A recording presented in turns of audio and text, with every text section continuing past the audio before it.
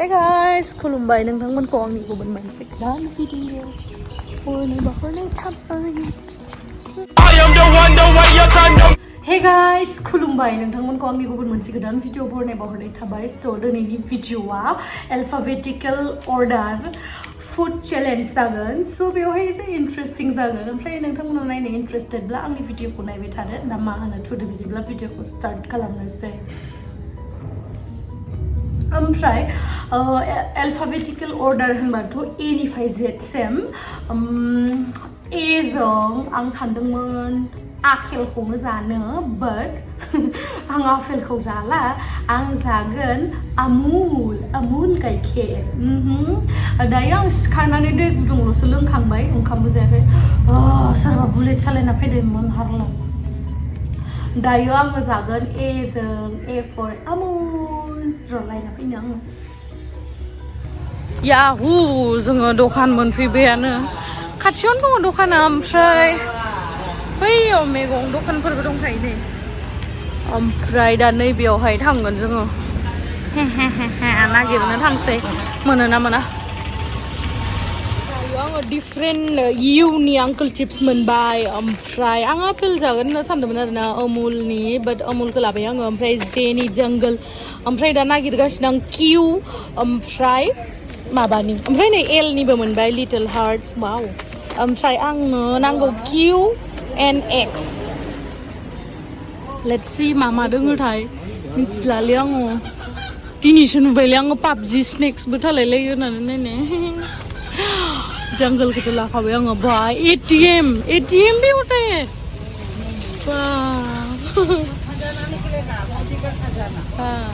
नै जेटनिखौ मोनबाय आङो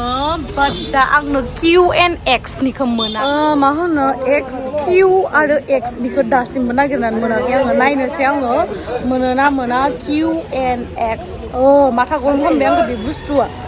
नायनोसै मोनो ना मोना इमान खस्थ' खालामनांदों नुवाखै खाथिनि जायगायाव मोनासै ओमफ्राय दा नै एसे ओइ गोजानावसो थांनांदो आरोना दा मोनगोन ना मोना मिथिया मम'खौ मोनगोन ना मोना बा ओइ कुल्फिखौ मोनगोन ना मोनाथाय मिथिला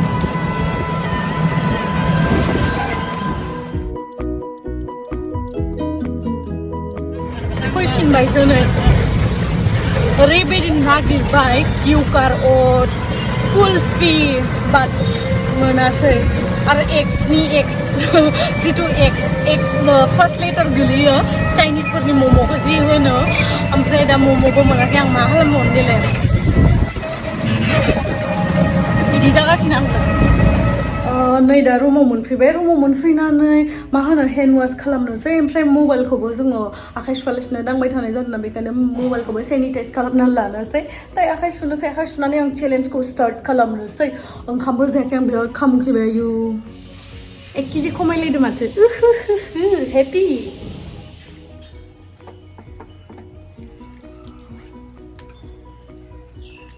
जि मैला मोनखाबायना थांना फैनानै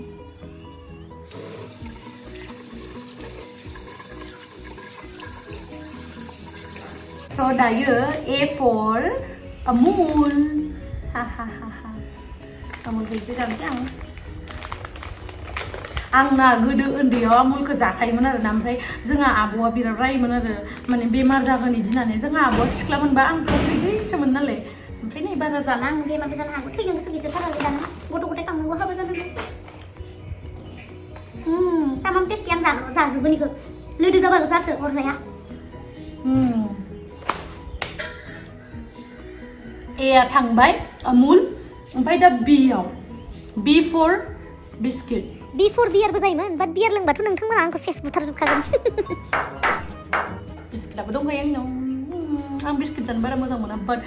आंनि मोनसे फेभरेट बिस्किट दङ नैबे पटेट'नि बाट आं दायो एसे डाइटिं खालामदोंना एसेल' बाराद्राय नङा आंनि चिप डेआव जागोन आं बेखौ पटेट'नि सोर जाफेरखो कमेन्ट खालामनाय बिराद गोथाव इयो एकदम फिसा फिसा स्लाइस इदि आरो ओमफ्राय नै दा आं बिस्किटखौ जानोसै बिफोर बिस्किट आं उनाव जानोसैखौ नङाबा सैमा फैयो सैमानो होगोन जेबो नङा सैमाबो जायो मानसिबो जायो बे बिस्किटखौ ओमफ्राय आगै खालदां खुलदां खालामनाङा ओमफ्राय C4 obviously chocolate आंनि फेभरेट चकलेट बियो डेयरी मिल्कआव जितु नाट्स थायोना एलमन्ड्स नैबे बारा जाया आं फ्रिजाव दोनना होयो आं बेफोरखौ वेस्ट खालामा दे ओमफ्राय एबार D for दै cheers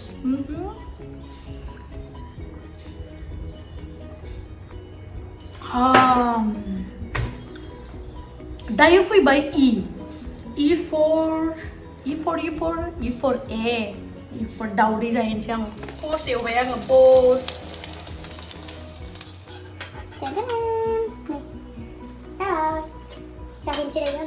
स' दायो जोंहा N for फैबाय बेखायनो आं सानबाय लान्चखौनो खालामनानै लानोसै बेखायनो आं सानबाय N for निम्बु and O for माखासे आं सालाड्सफोर लाबाय O for अनियन ओमफ्राय अनियननि उनावहाय आं लाबाय P खौ आं दाहाय लागोन बाट दा आङो R खौ लाबाय that means rice R for rice ओमफ्राय S खौ लाबाय आं नै सबाय बिमा फ्राय सबाय बिमा होनो दै सोरबा सोरबा लेस्राबो होनो ओमफ्राय उनावहाय बे दाउदैया दहोयो F for egg इखौ लाबाय आङो ओंखामजों जाफागानोसै आरोना ओमफ्रायहा T for टमेट' सालाद खालामनानै लाबाय आं स' आं दायो आंनि लान्चखौ स्टार्ट खालामसै बिदिब्ला आङो आंनि लान्चआवहाय जाबाय N for नारें O for अनियन ओमफ्राय P for आंबो एबिसिडिखौ बारा रोंजोबालै N O P for मा जाखो आङो P for potato Q खौ दोनथ'बाय आङो Q ओमफ्राय उनाव R माने Rआवहा सरि बावदों R माने राइस जाबाय ओमफ्राय S माने सबाय बिमा T माने टमेट' जाबाय दै इखौनो इमान बावगारोनालै ओमफ्राय आङो एसे माने मा होनो ABCD खौ सिरियाललि जाबोआखैबाबो गासैबो एल्फाबेटखौनो इउज खालामनाय एल्फाबेटिकल अर्डार जितु फुड्सफोर जेनेबा बेखौहाय जादों आरोना ओमफ्राय दायो आङो जागोन F for आं मा खालामगोन फान्दासफोर बेफोरबायदि जानोनो होनदोंमोन आरोना आङो फान्दासबो लाबोखानाय दंखायो आं बिराद मोजां मोनो बेखौ खिन्थु आङो ओंखाम जाखांनाय हिसाबै बेखौथ' लोंनो गोसो गैथ'आ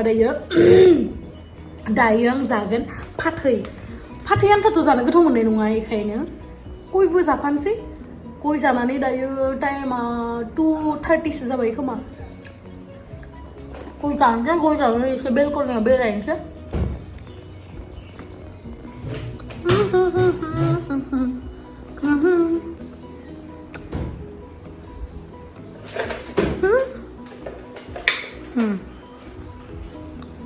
बेलकनिथिं फैबानो नियावहा मिस्ट्रिफोर जि खामानि मावो आरोना जि नाहरो मुस्लिमफोरा ओमफ्राय नै आंनि दाखालि आमथिसुवानि भिडिअ नायदोंमोनबा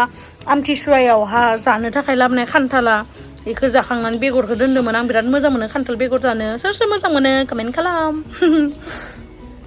ओमफ्राय नै आंनि एल'भेरा बिफाङा आंनि सिगांनि भिडिअफोरावबो आं शेयार खालामदोंमोन आंनि एल'भेरा बिफाङा बिराद फिसासोमोन खिन्थु दा आं बायदि लोदो जाजोब्बाय आरोना नै जि लोदो जाबाय दा आङो बेखौ दै होनोसै दै होथाराखै माने दै होनो आङो नैबेयावहा बारा होआ आरोना माने एसेल' होगोन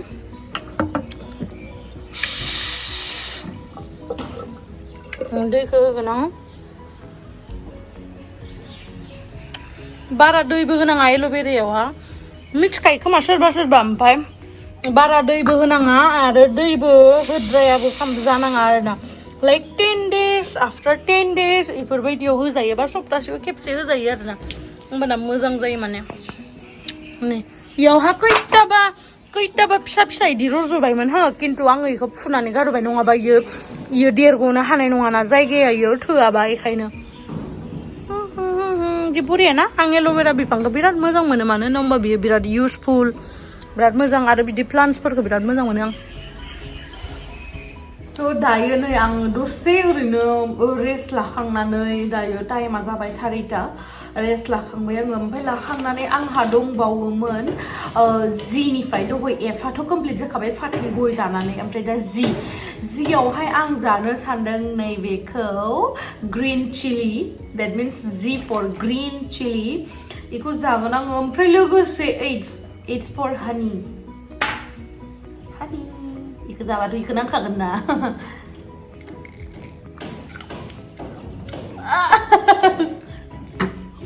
जानांगौल'सो दा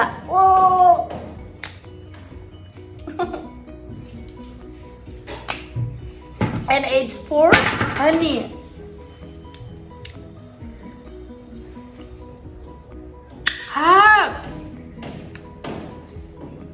बानलुआ आं बायदिथार लोदोदो बेखायनो बिराद लुगसा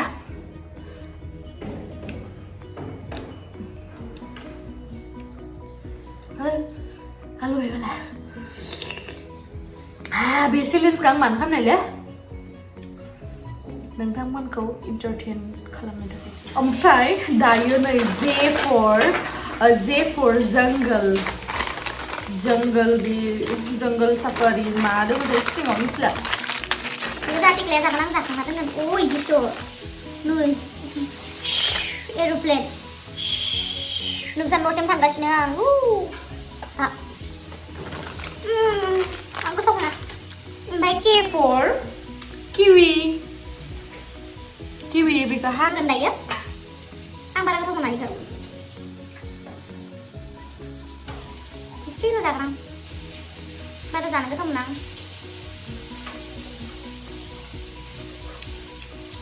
अब्लाबोथ' जाबाय ना चेलेन्जखौथ' कमप्लिट खालामबाय ओमफ्राय केनि उनावहाय एल फर लिटल हार्ट्स आंनि फेभरेट बियो आं बेखौ ओरैनो वेस्ट खालामा आरोना मोनसे जादोंबाबो नङाबा भिडिअ अभार गोलाव जागोन आं जुदि बेफोरखौ फोजोबो आं माब्लाबा मोजां मोनो बेखौ लोदोदो खेबा मोनगोन आरो गोथावबो ओमफ्राय बेनि उनावहाय फैयो एलखौथ' जाबाय आं बेनि उनावहाय फैयो एम फर दाथ' सामारखा माजा खिन्थु इयो स्लाइस दे स्लाइसजों मा जादों अलमस्ट एखेयानो एसे बेलेगनिबो थाइजोबबाय नोंनिबो थाइजोबबाय नोंनि बाट आं एसे चिटिं खालामनाय जागोन आरो ना बाट स्टिल नोंथांमोना आंखौ मा खालामबानो जाबाय नायलाय माबायाव टिमाया बोरै जाखो नायलाय गुसुदो खेवनो हाला माथो बेखौ रोंसै आं हाथायाव सिथाबबाय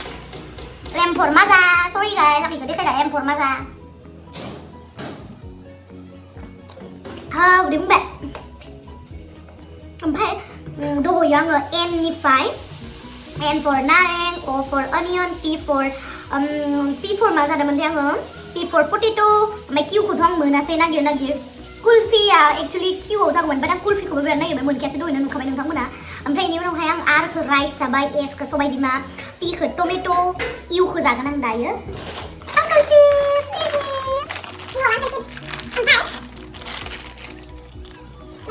बिदिबा आं मोनसेल' बुस्थुखौ मोनजायासै किउनि कुल्फिखौ मोनजायासै नोंथांमोना जुदि नागिरनानै मोनोबा किउ फर कमेन्ट बक्सआव कमेन्ट खालामनानै खिथाहरबानो जाबाय ओमफ्राय आरो जुदि नोंथांमोनाबो इउटुबारबा बे चेलेन्जखौ खालामनानै बिराद मोजां नाङो माने इन्टारेस्टिं आरोना ओमफ्राय आंकोल चिप्सखौ जाबाय आं बारा जाला भिखौबो जाखांबाय आङो इउनि उनावथ' भि फैयो इउनि उनाव भि फर भेन्डि W for watermelon red जानोसै आं W for watermelon आं सानदोंमोन आरो ना वाइ जागोन होननानै बाट वाइआवथ' बांसिन फेट्स थागोन ना बेखायनो आं जाया होनना साननानै नैबे वाटारमेलनखौनो जानो होननानै सानबाय आङो गोजा नोंनि गाननाया गोजा सना नोंनि जानाया गोजा गासैबो गोजा सना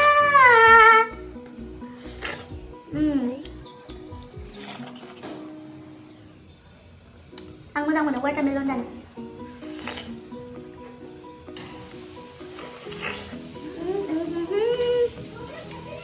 आं दा जागोन ओमफ्राय एक्सनिबो आं जेबो होनासै जुदि X4 नोंथांमोना माबा मोनसे मोनो कमेन्ट बक्सआव कमेन्ट खालामना होबानो जाबाय आंनाव नांला जोब्बाय जानाया ओमफ्राय मोनसे बुस्थु दंमोन आरोना मम'खौ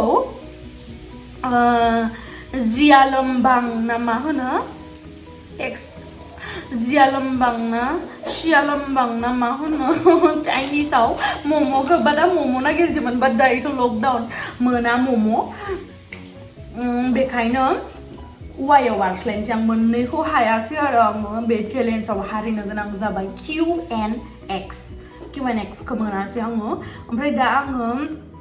Y for yolk that means दाउदैनि जिथु गुफुर गोमोमो थायोना दाउदैनि गुफुरा नङा गुफुरनि सिङाव जिथु गोमोमो थायोना बेखौ जागोन आं Y for yolk गोमोमोआ बेखौ जागोन स' दाउदैखौ रुनांगोन दायो आं बारा जाया नैबेखौ बारा जाया आं एसेल' जागोन बबेखौथ' जानायानो जाबायना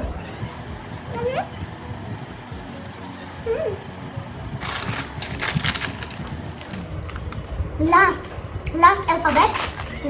Z for zing potato chips last so आं दिनैनि बे चेलेन्जखौ खालामनानै बिराद बरिया नांबाय नोंथांमोनाबो खालामबानो जाबाय दहायबो बुंखादों आङो जुदि इन्टारेस्टेडब्ला फर्स खालामाखै जे खालामथार होननानै So thank you so much guys आंनि भिडिअखौ जोबजासिम नायनायनि थाखाय love you bye bye